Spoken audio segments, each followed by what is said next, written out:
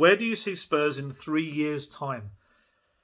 Oh, I hope doing really well. I hope that Nuno has smashed it and his 2-year deal has been extended and Spurs, are flying and are certainly back to being a consistent top 4 side. That's what I want. Hopefully have some trophies. What else we got here?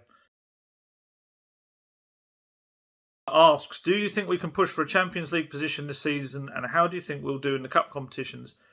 As I said before, I think this could be a good year for Spurs. You know me. I'm try to be quite a positive person. I'm not the one that likes to get dragged down by everything, despite what mad things that happen with Tottenham.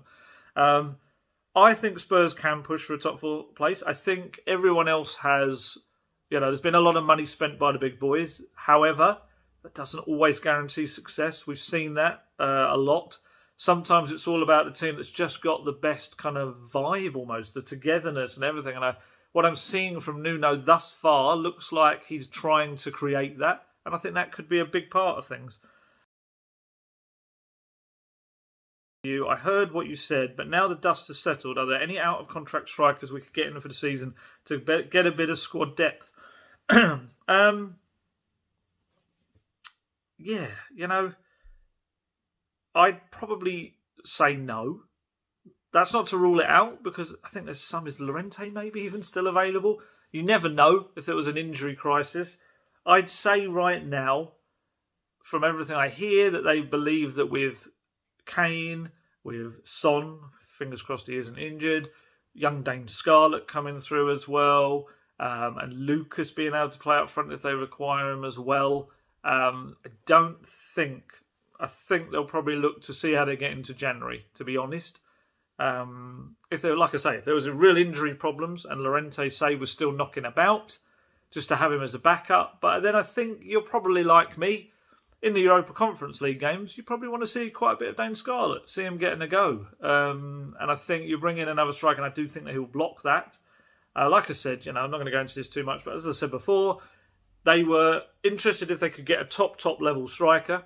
That was a different matter because that was something for not only the now but the long term. But if it's just a short term measure, they weren't particularly, massively big on that. And that includes a backup striker, which, my views on that. I kind of feel that one probably would have been beneficial. But as I've just said, if Dane Scarlett gets minutes and it helps him develop, then fantastic as well.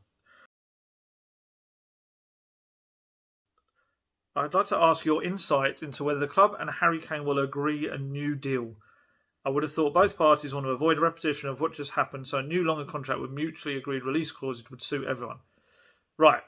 Agree to a part of that. I wouldn't be entirely shocked if Harry Kane now ends up staying at Spurs for the rest of his career. I wouldn't be surprised. I do think maybe this summer was his big chance before maybe next summer you get more. The market is flooded with other strikers like Mbappe and Haaland come onto the market probably. I wouldn't be stunned if he signs a new contract, but I'd be very surprised if there was a release clause.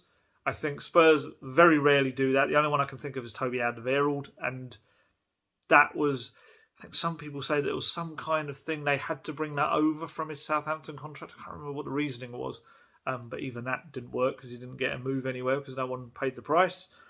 I'd be interested to see what happens with Harry Kane now. Spurs have a great season.